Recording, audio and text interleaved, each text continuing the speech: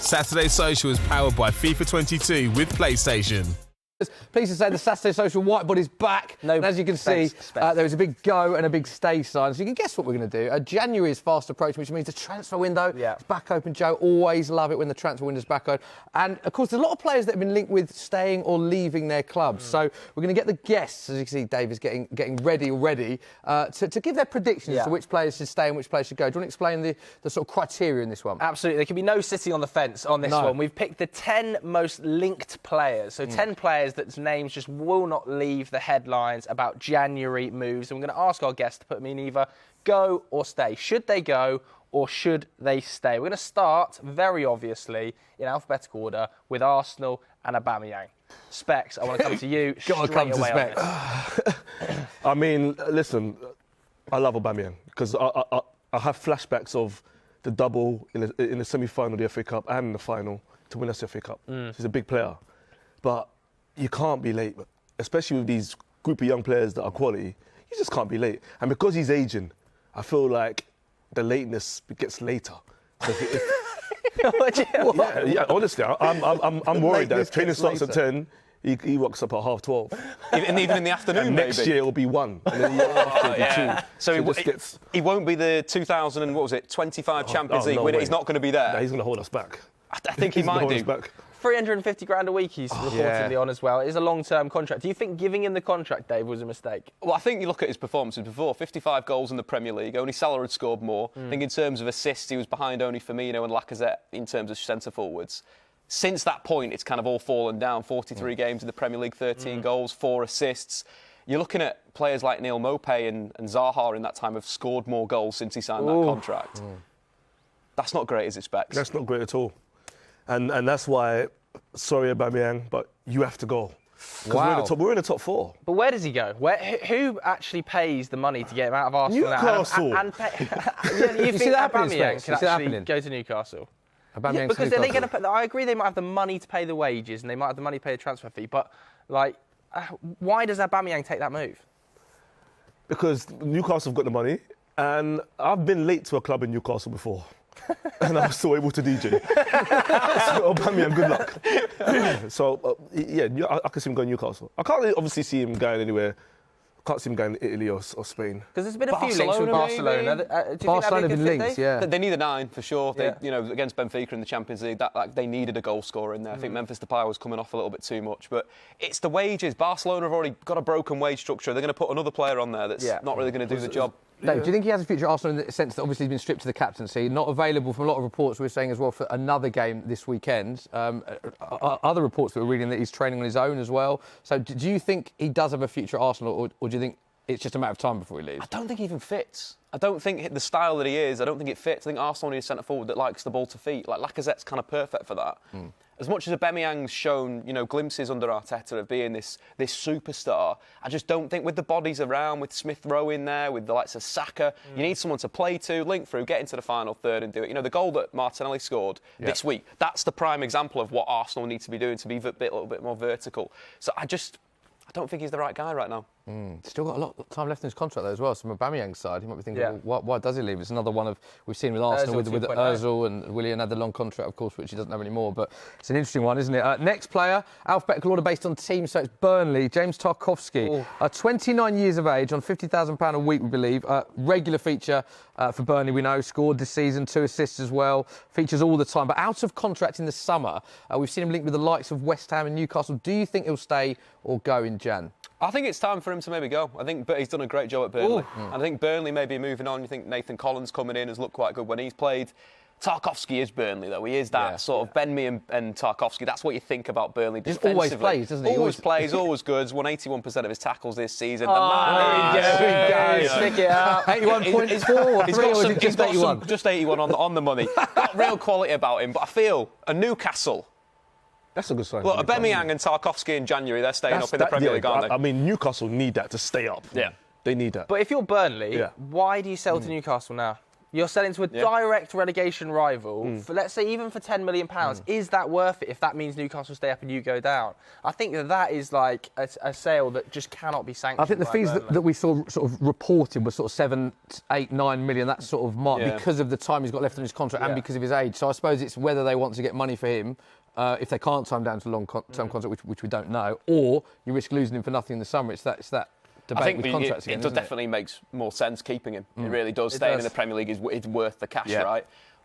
If they were to do it, you'd probably think last summer or the summer before would have been the one. You know, last summer, 2 years left on his deal, we could get 40 million for him. You know, there were a few clubs looking at him then. That would have made sense. I agree with you, Joe. It doesn't make sense for them to let him go. Unless you can get him to West Ham or something and get a bigger fee where he's not going to be a direct relegation rival and you can get a lot of money for him. But I just think... There's no way Sean Dyche will want to sell him to Newcastle at all. No, I still think with West Ham, though, you're still losing it to a rival. You're going to play this season, aren't you? And we know players kind of have that sort of knack of scoring against their old team. Where's he going then? Arsenal specs? No space. We've got Ben White and Gabriel. So stay or go? I think he's got to go. OK, stick him in the go column then. You're going go, despite the arguments. Yeah, I just think it makes sense. Look, Newcastle are going to come knocking with a big bag of cash. Tarkowski's going to eat up. I think Burnley will be fine. Burnley are always fine. All right, let's go to the next one then. This is a man heavily linked with everybody. Antonio Rudiger, also out of contract in the summer. What are your thoughts? I think he's class.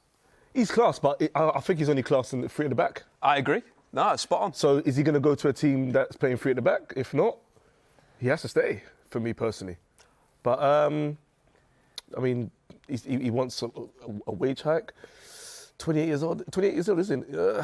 28, yeah. So he's still got a long time.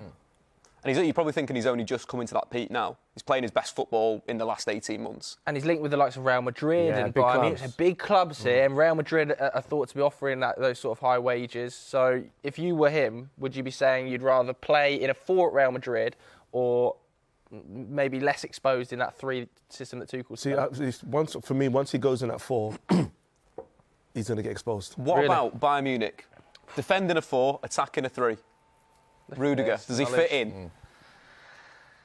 Definitely. Do Bayern pay the wages, though? A lot of reports we've read that Real Madrid are suitors because we believe that there are high wages that Sula out of contract, though, in the summer? Will Bayern pay the wages that Real Madrid would pay, do you think? I don't think so, no. And I think with Real Madrid, their strategy, they tried to create some sort of Super League or something like that, and that came crashing down. Well done to all football fans in this world for sorting that out. But it seems like they're going down that backhand route. The likes of Frank Kessie, Paul Pogba. Yeah. They bought Camavinga on the cheap last season. They signed David Alaba. Mbappe on a free. And Mbappe on a free this season as well. Seems like that's the kind of sneaky Real Madrid behind people's backs type moves that we've seen with, So maybe stay for January, but go in the summer on a free then? Out of contract in 2022, which is interesting. Because Thomas Tuchel doesn't sanction a move mid-season when he's competing for the Champions League and the Premier League? Surely not. Specs, what do you think? Stay or go? I would stay. Yeah, I agree. First one in the stay column then. There we go. So there we go, Antonio Rudiger in the stay column. Next one, Dominic CalvertLewin. Now this is an interesting one because this was sparked from a debate that was had on Soccer Saturday between Jeff Stelling and Paul Merson. Have a watch of this. They need a focal point up front who's good. Where would he go there? It's the Arsenal. Arsenal. Yeah, so what? What? So what anymore? Bigger than who? So what anymore? But where would he go? Everton are a big club. Oh, Everton, what? Bigger than Arsenal? Well, why not? Well, no, don't say just why not. I mean, tell me a reason why they're a bigger club than Arsenal. Well, what are Arsenal achieving at the moment? But Arsenal are going to finish above them. They've got a chance. If CalvertLewin goes there, they could get in the top 4, no? Surely. He holds the ball up. When CalvertLewin's fit, Everton have got a chance to finish above Arsenal, haven't they? No. Anyway, in answer to your other questions... Something tells me I don't think Merce and Jeff are going to agree on that one. Got to come to Specs there. As an Arsenal fan, what did you make of all that Arsenal versus Everton debate? I agree with Paul Merson. I mean, CalvertLewin comes Arsenal now. It's January. Arsenal getting top 3, let alone top 4. That's 3. If CalvertLewin signs for Arsenal in Jan, they get top 3. 100%. 100%. Knocks who out of that top 3? Chelsea, City, or Liverpool? Chelsea. Wow. That is some claim. CalvertLewin's busy. He grabbed 16 last year, isn't it? Yeah, 32 since start last season. That's what Arsenal need. And he knows how to dress. Yeah, he's going to be an expensive player. He does, but he's going to be an expensive player to sign. Yeah, he signed a 5-year contract in March 2020, and he's only 24 years of age. So Everton surely going to demand big money if they even entertain selling CalvertLewin. Yeah, it's got to be, 80, 90, 100 million pound for someone like CalvertLewin. But I think he's got the potential, and I agree with Specs. If he were to move to Arsenal, then that is Minimum is the top 4. I think the goals that he brings, the physicality, good with his head as well. I think that's one of the things that Arsenal have lacked. We cross a lot. Yeah, we cross a lot. A lot of balls into box. We're talking about January here. Yeah. So is this a January move or is this more of a summer thing? Because I feel like January, given Everton's squad isn't that deep and we've seen them get exposed without Calvert-Lewin up front, to sanction a sale in January would be. But this is. We're top Everton 4 fans would not be happy with that. I'm just understatement. But we're top. For me, Arsenal, you're in the top 4 now, and obviously you've got a striker that's always late. Right? So go and get the guy that comes early and knows how to dress. Just get him now in January. That's it. Why not? So Specs is saying go. Can you actually see that happening, Calvert-Lewin to Arsenal, realistically? 100%. Why not? Arsenal's still a big club. Strong percentages from Specs, aren't they? 100%. I'm with Paul Mercer. I'm going to say he stays. I don't think Arsenal. I don't think Everton let him go. Summer, maybe. The dream, long term. Arsenal top 4, right? Champions League football. Someone like Calvert-Lewin joins. Might win the league in 2024. What about a swap deal for Aubameyang? Straight up swap. Yeah? I'll take that. Right, let's move on to the next name then. And this is a Liverpool player, Joe Gomez, who has been struggling for game time. Of course, he's had injuries, hasn't he? Yeah. He's coming off the back of that horrendous problem. He's had more problems recently. But you would argue he's maybe 4th choice in this Liverpool side. Needs minutes in the build-up to the Qatar World Cup. Thoughts on Joe Gomez? I don't even think it's an argument anymore. I think he is fourth choice right now. Kanate, Joel Matip, Virgil van Dijk. Look, he's a top-quality footballer. His injuries problem has been the biggest thing. He's only played 22 Premier League games. That's been his most of any season. I do feel for him. It's the knee. It's a consistent problem, and it will take him time to grow over this. A move is probably not quite right. I think Liverpool's medical department is probably one of the best in the world. I think he's got to stay. And whether this World Cup's his World Cup or it's another one, I think it's got to be about the long-term future for Joe. And, why would you leave Liverpool at this moment? But I think it's time to leave Liverpool now. He's been there for a long time. I want to see Joe Gomez somewhere else. I want to see that. Maybe Tottenham? Oh. That's what you need. Tottenham do need centre-backs. I mean, there's no defenders. Obviously, a lot of injuries and problems we have. And Romero's got the injury as well. Well, I mean, we're not playing at all at the minute. But the question I want to ask about Joe Gomez is, would I take him? Yes, I would. Do you think the World Cup is a factor? The fact that we've got a World Cup and obviously there's other centre-backs that have perceived to be ahead of him in the pecking order because they're getting game time. Do you think that will be in his mindset that if he went on a loan move, say, so he's still a Liverpool player, but he gets regular game time, he's more likely to feature for England in the World Cup? Because that's surely a big factor for him. I think it's got to be a massive factor for him, but I think the advice that he should be being given is what is the future? Look, Joe Gomez isn't in his prime right now. He's probably not starting. He's probably not going to be the first choice for England. He might do if he goes on a run with Liverpool and looks imperious next to Virgil van Dijk. Yes. But it's got to be about him as a person, him as a player. How does he grow? How does he develop? Liverpool is the perfect place for him, I personally think, in his long-term future. If he were to do a spell at West Ham, let's say, for 6 months and look amazing and be part of the squad, that'd be incredible as well for him. But I think it's about him getting that fitness and getting that thing, and that should be his main focus. Are we going to stay? His body in check. I'd say stay. I think Tottenham would be quite cool. I think Newcastle, we mentioned many times, they need defenders. And they've had injury problems, Liverpool, at centre-back. They're not going to sanction it. No, surely not. I think with 4 centre-backs, when you play a back 2, is probably the perfect amount of centre-backs, right? If you play a back 3, maybe 6. So I just can't see it. I'd love to see him get a regular run of games, though, because we all know he's a good player. But you're going... Stay. Okay, let's move on to our next player then. Ferran Torres, interesting one. It's only 21 years of age, Spanish foot. Of course, been injured. I must point that out. Only 4 appearances in the Premier League this season, but does have that injury. Scored 2 goals. It's a record for Spain, by the way. 12 goals in 22 appearances for Spain. I was doing the Nations League as well. He was by far their best player. His goal record in the Nations League was incredible. Surely Man City want to keep him, but then I suppose Man City have such strength in depth in these areas, don't they?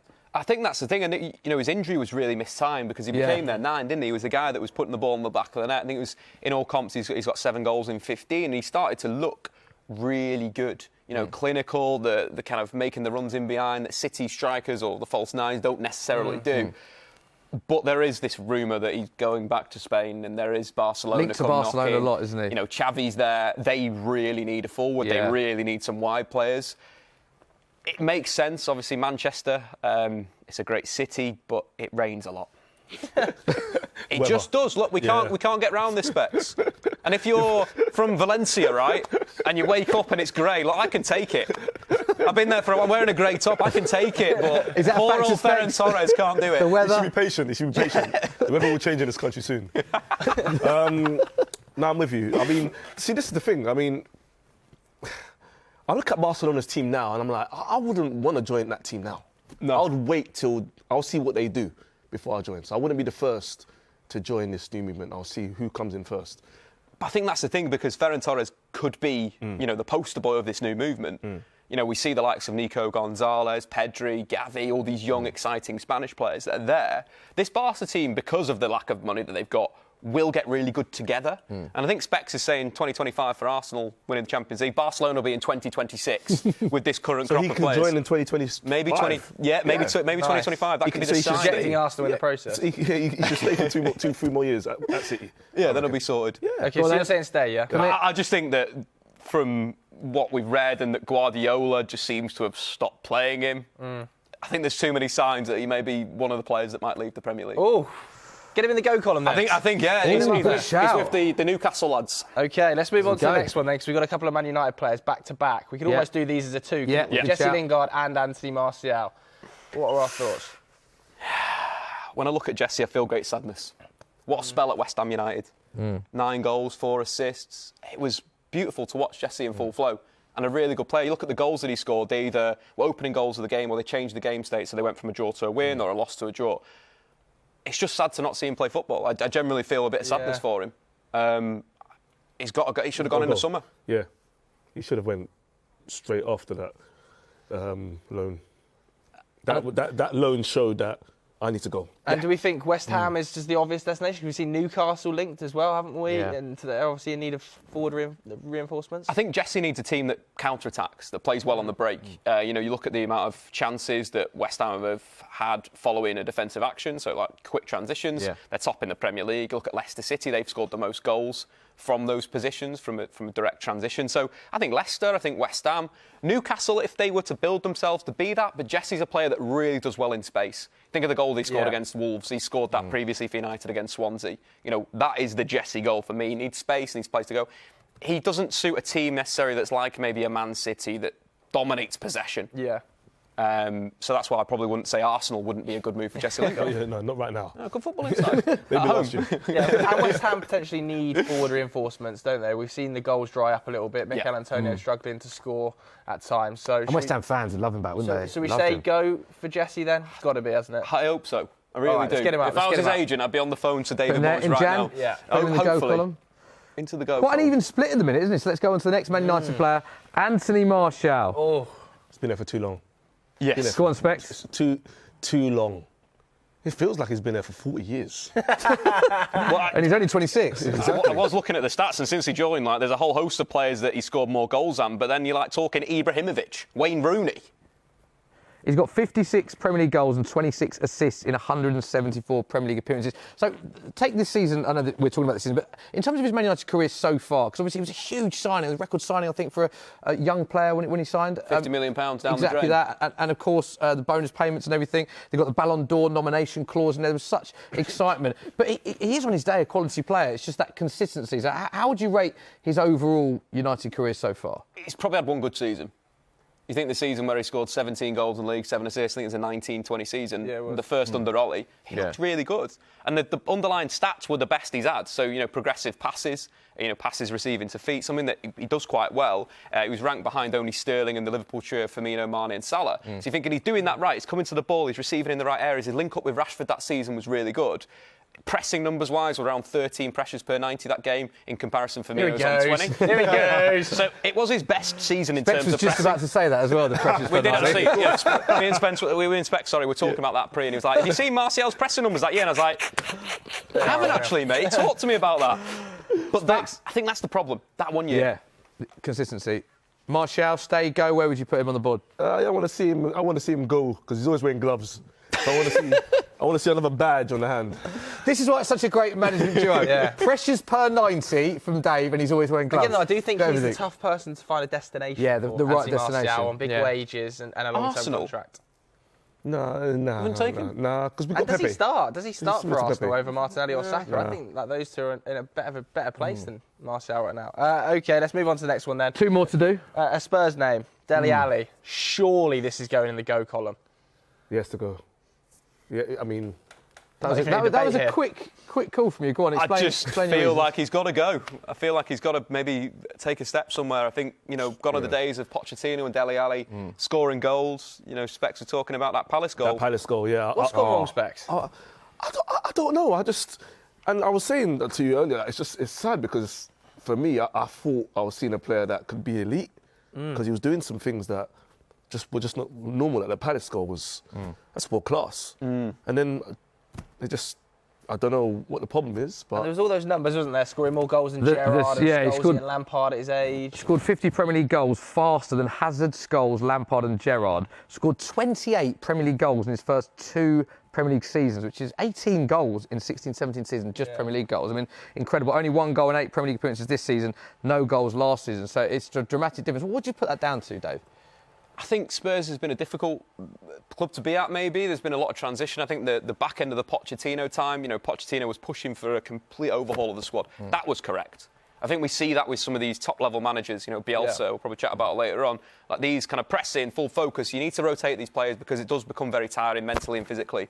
Dele Alli had a little resurgence under Mourinho. Remember the first 4 Premier League games? The West Ham game, the first game under Mourinho, yeah. It was good. There is a quality player in there, isn't there? I mean, the numbers early on suggest that. Yeah, absolutely. And I think you look at the distance that he covers under Pochettino, and I think under Mourinho he tops out at like 13.14 kilometres per game, which was the second most in a single game this season behind Leandro Dendoncker.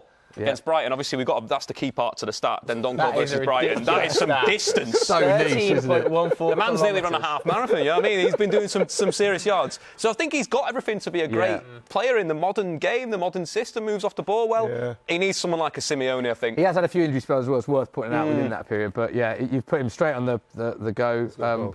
Colin, should we do the last name then? Because this one, I think, he's been linked with Liverpool and that, but this name surely is in the States. Jarrod Bowen at West Ham, who's having a good season. Yeah, I mean, I don't know why West Ham would get rid of him. He's been class. He's being linked with Liverpool, I think, in the suggestions online, but it feels like that's maybe a bit early. What's that? Backup for Salah, probably, isn't it? Yeah, which again, if they got Jarrod Bowen in a few years, like they got Diogo Jota in a few years, think of that. Depth is really, really good. But I kind of agree, West Ham's perfect for him right now. Like, West Ham's kind of perfect for Jesse, it's kind of perfect for Jarrod Bowen's style and his impact in the side. Like, again, if you're advising him, why would you leave right now? Yeah. Playing some great football, you're getting that minutes, you know. 24. Exactly.